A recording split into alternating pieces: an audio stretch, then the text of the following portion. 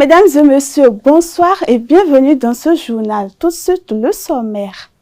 Au sommet de cette édition, au Nigeria, un incendie à l'aéroport international de Murtala Mohammed fait 6 blessés et entraîne la suspension temporaire des vols.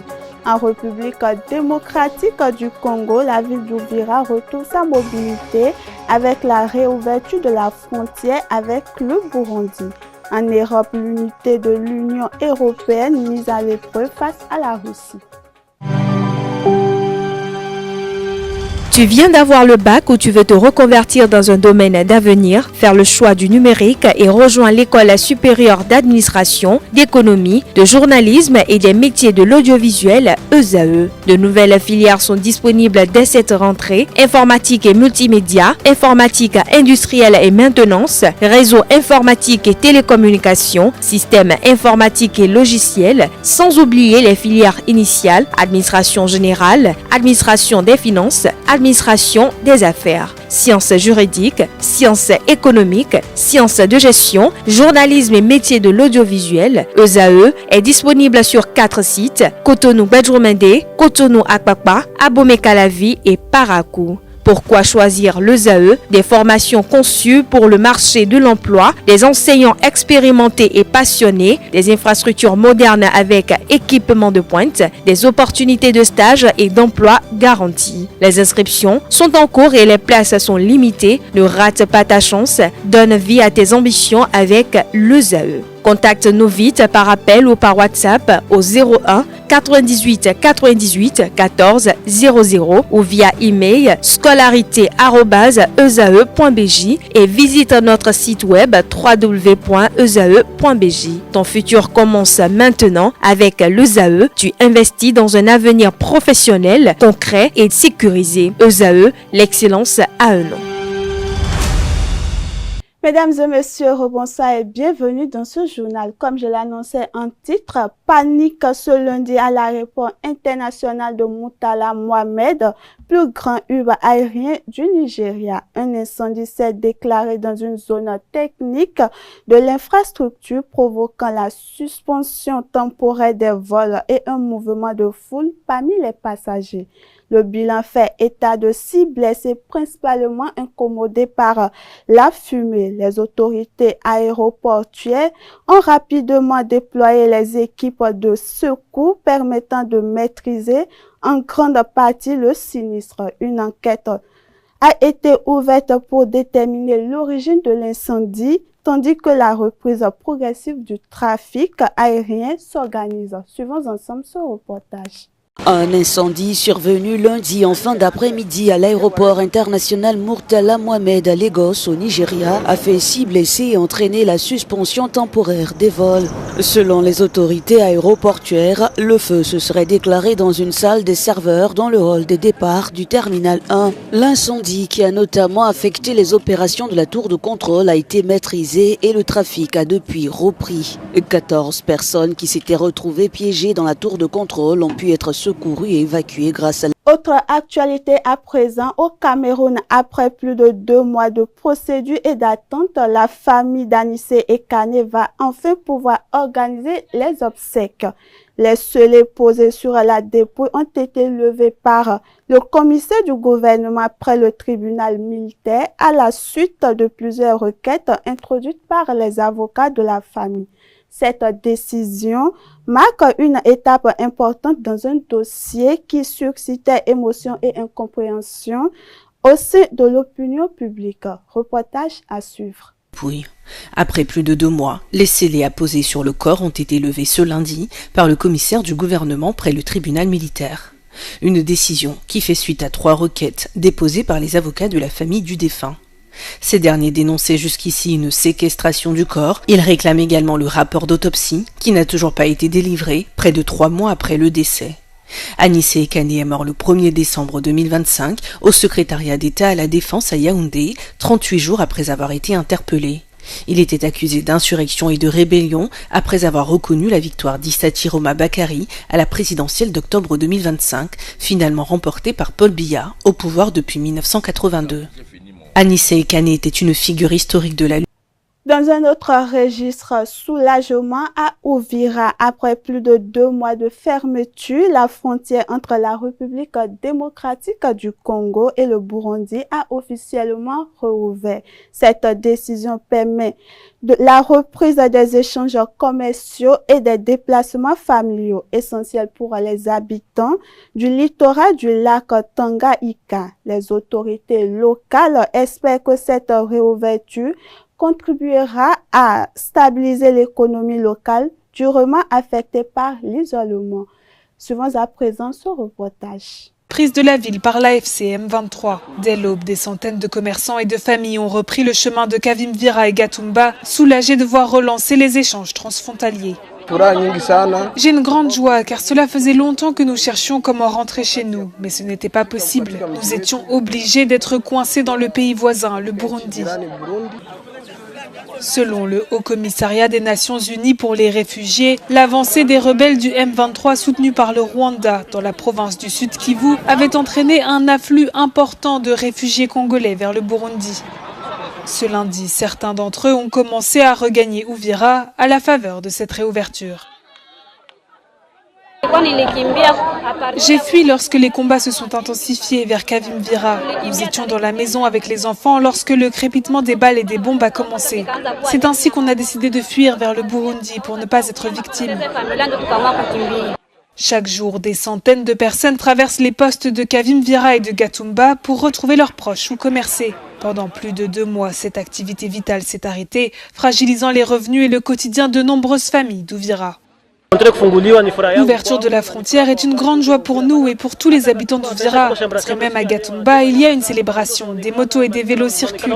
J'ai même vu des élèves qui sont sortis de leurs écoles pour venir célébrer à la frontière. Annoncée dimanche par le gouverneur du Sud Kivu, cette réouverture marque une étape importante pour Uvira. Face à une pénurie d'eau persistante, le Somaliland sollicite l'expertise d'Israël reconnue pour ses technologies avancées en matière de gestion et de dessalement d'eau. Des experts israéliens sont attendus pour accompagner l'installation des infrastructures innovantes destinées à améliorer l'accès à l'eau potable. Pour les autorités locales, ce partenariat représente un espoir durable dans une région régulièrement confrontée aux sécheresses. Suivons à présent ce reportage. Et luxuriant, cet agriculteur du Somaliland a perdu plus de la moitié de ses 150 arbres fruitiers à cause des sécheresses répétées de ces dernières semaines. Face à cette crise hydrique, il a toutefois décidé d'adapter ses méthodes. Pour continuer à faire vivre son exploitation, il a vendu une partie de son bétail afin de financer l'achat d'un grand réservoir. Nous essayons de bien nous préparer pour la saison des pluies, en creusant des puits où l'eau peut s'accumuler et être stockée. Et pendant la saison des pluies, les cultures poussent naturellement grâce aux précipitations. Le Somaliland mise désormais sur l'expertise d'Israël à l'heure du changement climatique. L'État hébreu, pays au climat aride, est reconnu comme un leader mondial dans la gestion de l'eau. Des professionnels du secteur hydraulique ont déjà bénéficié de formations et des experts israéliens devraient prochainement se rendre sur le territoire afin d'accompagner l'installation de nouvelles technologies.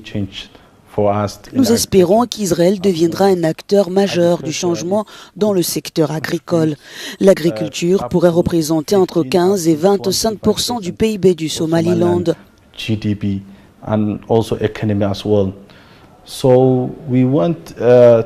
Nous souhaitons donc renforcer notre coopération dans ce domaine. Nous espérons qu'Israël sera un partenaire capable de transformer durablement notre agriculture. Selon le ministère de l'Agriculture du Somaliland, les saisons des pluies arrivent de plus en plus tard et restent insuffisantes depuis au moins 5 ans, provoquant des sécheresses à répétition. 4 ans après le début de la guerre en Ukraine, les divisions s'accentuent au sein de l'Union européenne. La Hongrie, dirigée par Viktor Orban, oppose son veto à de nouvelles sanctions contre la Russie. Dans le même temps, le Premier ministre slovaque a annoncé la suspension des livraisons d'électricité à Kiev. Suivons à présent.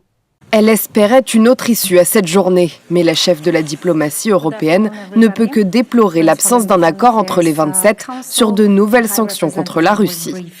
C'est un revers et un message que nous ne souhaitions pas transmettre aujourd'hui, mais le travail se poursuit. En cause, le veto de Budapest. La Hongrie l'avait annoncé dès ce week-end car elle exige la reprise des livraisons de pétrole russe via l'oléoduc Druzhba qui traverse l'Ukraine. Un pipeline mis hors service après des frappes russes fin janvier. Les autorités hongroises dénoncent un mensonge de Kiev.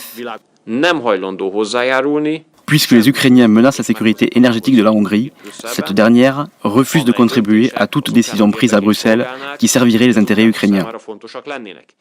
Le Premier ministre Viktor Orban entend aussi bloquer l'adoption d'un prêt de 90 milliards d'euros en faveur de l'Ukraine. Autre coup dur pour Kiev, Bratislava annonce arrêter ses livraisons d'électricité d'urgence. Une décision prise car la Slovaquie est aussi touchée par l'interruption du transit de pétrole russe à travers l'oléoduc Druzhba. À ce jour, si la partie ukrainienne sollicite l'aide de la Slovaquie pour stabiliser le réseau énergétique ukrainien, cette aide ne sera pas fournie. Selon Amnesty International, l'Ukraine a déjà perdu plus de la moitié de sa capacité de production d'énergie. Dernière actualité pour clôturer cette édition, alors que les combats se poursuivent entre la Russie et l'Ukraine, des discussions diplomatiques sont engagées sous l'impulsion de Donald Trump. À Kiev, le président Volodymyr Zelensky estime que Washington ne fait pas suffisamment pression sur Moscou. La stratégie américaine suscite des interrogations. S'agit-il d'une tentative de médiation équilibrée ou de repositionnement diplomatique? Nous vous proposons de suivre cet extrait. Déclaration de campagne qui jurait de régler le conflit en Ukraine en 24 heures n'a d'ailleurs rien arrangé à la perception que toutes les chancelleries du monde peuvent désormais avoir de la stratégie américaine face à Vladimir Poutine. Certes, Donald Trump peut se rassurer en martelant qu'il a arraché un accord sur les terres rares ukrainiennes, sans qu'il soit encore possible aujourd'hui d'en déterminer la valeur réelle. Certes, les fonds américains consacrés à l'effort de guerre ukrainien ne sont plus aujourd'hui que des promesses tenues mais formulées par la précédente administration. Mais il n'en demeure pas moins que la diplomatie américaine et celle de Donald Trump restent en échec. On se souvient de l'épisode en Alaska l'été dernier qui restera dans les mémoires comme l'un des principaux camouflets diplomatiques de l'histoire américaine moderne. On se souvient des colères à géométrie variable du président américain, tantôt adressées à Volodymyr Zelensky avec cet épisode dans le bureau ovale qui avait sidéré le monde, et tantôt adressé à Vladimir Poutine également, sans que tout cela n'ait jamais vraiment eu d'effet concret, en tout cas pas sur le champ de bataille ukrainien. Pas plus d'ailleurs que les innombrables allers-retours de Steve Witkoff et des plus proches conseillers du président, qui ont sans doute sincèrement tenté d'offrir un succès diplomatique à leur mentor. Mais voilà, aujourd'hui, l'Ukraine qui entre dans sa 5e année de guerre sans que personne ne soit vraiment capable de donner un bilan humain que l'on sait pourtant absolument considérable. Concrètement, la seule chose qui évolue sur la ligne de front de l'Est de l'Ukraine, ce n'est pas vraiment la forme de cette ligne, ce n'est pas vraiment l'ascendant d'un camp ou de l'autre. La seule chose qui évolue à la baisse, c'est le... Mesdames et messieurs, nous sommes à la fin de cette édition. Merci de nous avoir suivis. Belle journée à vous et bonne suite de programmes sur Esaü Télévision.